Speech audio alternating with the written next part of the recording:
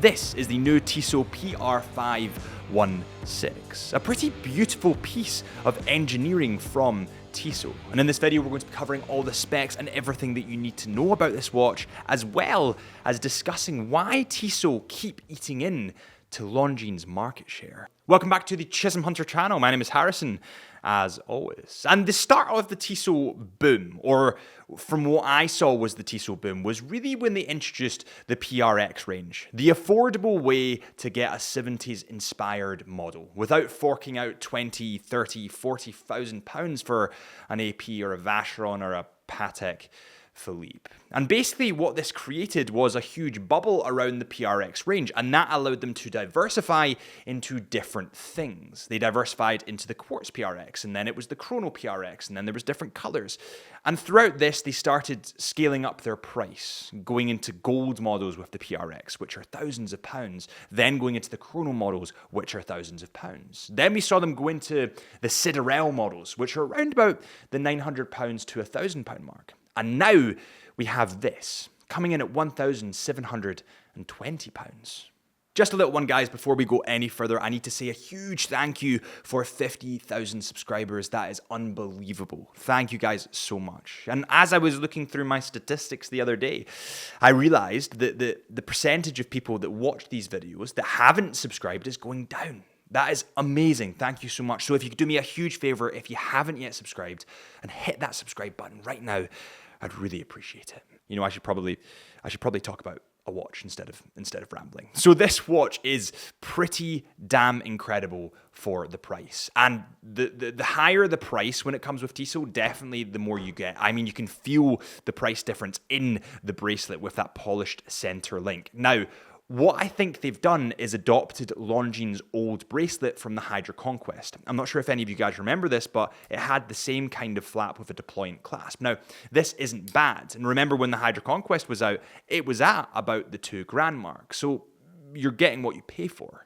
The actual specs of this watch are really quite nice. I mean, it comes in at 41 millimeters in diameter and 13.7 millimeters in thickness. It does sit quite close to the wrist, not close, not handcrafted movement close, but close enough to kind of slide below the shirt cuff. It is quite a sleek, slender model without breaking the bank. It kind of does remind me of, let's say, a Rolex Daytona or the new Longines Conquest Chrono. The case on this model, of course, is made from 31L stainless steel, and it has a combination of brushed and polished. The polished links are kind of accentuating and elongating those lines, making it look more elegant and classy. And this is part of the difference between this Tissot, an expensive Tissot, and maybe perhaps the not as expensive Tissots. I mean, I've got my PRX in the other room, and that doesn't really have any polished steel. It's primarily brushed because it costs more to do those different things with the stainless steel. The bezel on this model has been described as a mineral bezel, not sapphire or ceramic, but mineral. And I suppose you kind of get what you're paying for, so it's never going to be as good as sapphire or as good as ceramic, but you're still getting a pretty nice bezel there. Now, the bezel comes in a combination of black and white, and there's things that I like about the bezel, but there's things that I amn't as keen on. And this is where this watch agrees with me in some ways, but disagrees with me in other ways. When you look at the 12 o'clock mark, just above the 12 o'clock mark at the tachymetric scale running round the bezel, you'll see that instead of the white line where it starts, the white mark on the bezel begins, is not directly above the 12 point. It's slightly to the right. Now, I'm not sure this is right. I think they've disproportioned the watch to one side, if I'm perfectly honest. But that's just my style. I quite like things being very symmetrical. So I suppose it is just your, taste. Apart from that, the actual writing on the bezel comes in black and white, depending on whether it's the black or white side of that bezel. And it's extremely, extremely visible, extremely readable, and quite well finished, I have to say. So, there's pros and cons to that. Now, the actual glass on this watch is sapphire crystal glass with anti-reflective coating. When you reflect this in the light, you get this beautiful blue kind of sheen reflecting and going through it. And That's really, really attractive. Also, it's something that you don't really get on the PRX, shall we say, or just cheaper Tissot models. Now, the glass on this watch is boxed glass, so it's quite domed, and this actually gives it a lot more of a vintage feel. It kind of is a throwback to the 1970s when this model was first introduced. The dial itself is fun.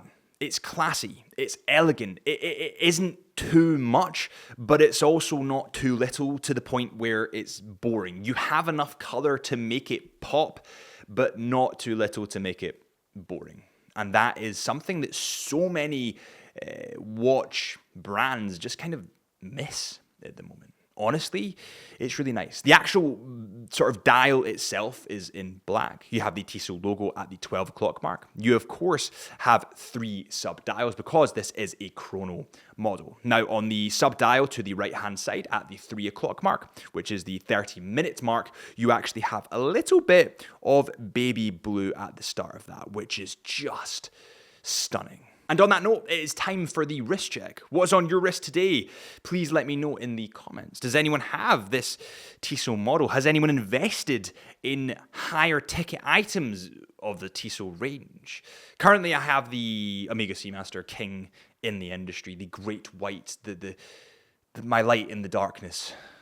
The second hand, along with the 30-minute chrono hand and also the 12-hour chrono hand, are in this bright pop of orange, and that adds so much to this watch. It just explodes out of that watch and gives it a more sporty feel and look. It's the perfect combination between a vintage and sports model. I'm seriously, for all this watch's flaws, Tissot have nailed this.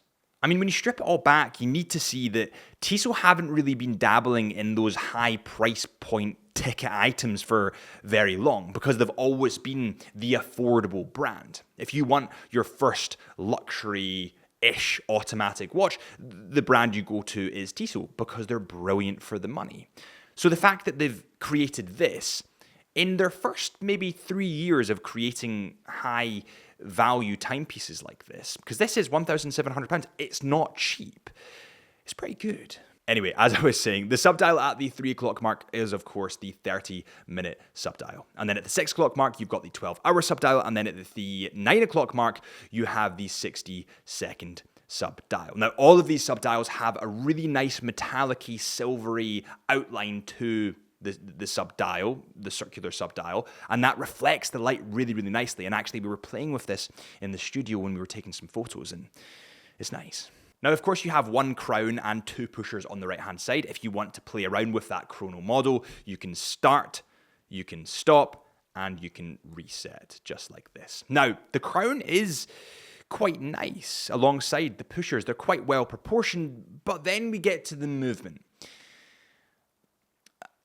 And that's where, let's talk about it. The movement in this model is the Valjoux A05.291 movement, which is an ETA movement. And this features a 68-hour power reserve. It also beats at a frequency of 28,800 VPH. This movement is manual wind and is visible through that open case back, which again, by the way, to have an open case back watch at this price is brilliant. I mean, Rolex Daytonas typically don't have open case backs, and we all know what price they are. But in that lies the problem. This movement isn't bad, and I'm not saying it's bad. I don't claim that it's bad. Actually, it's very good. However, an ETA movement typically, and most ETA movements are mass-produced. Hence why this watch is that little bit cheaper. Now, I think that if Tissot want to go into those more premium watches, they need to start getting in to those in-house movements. In order to compete with these bigger brands, they need to get those in-house movements. But maybe, just maybe, that's the genius of it.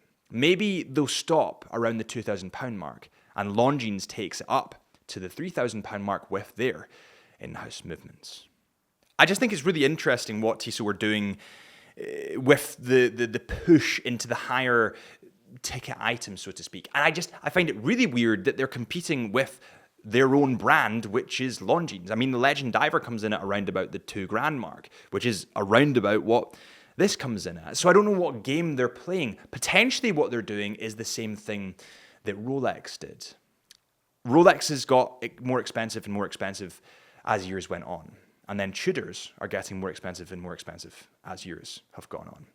And what's going to happen eventually is Tudor's going to slot in where Rolex's price point was, and Rolex is going to be much, much higher. And then maybe they bring out another brand to go into where Tudor used to be. Maybe that's what Swatch are doing with Longines, Omega, and Tissot. Maybe they just keep incrementally going up the price brackets, and then they'll introduce a different brand to slot in the bottom. Anyway, this is just a watch enthusiast's interpretation of what Tissot are doing. All jokes aside, it's a brilliant model. A sporty, vintage, great feeling and looking model. But anyway, I hope you guys enjoyed. If you did enjoy, please hit that subscribe button or follow us on Instagram at Chisholm Hunter Watches. Remember, we do have our own podcast called the Into the Mind Podcast. Yeah, thanks for watching.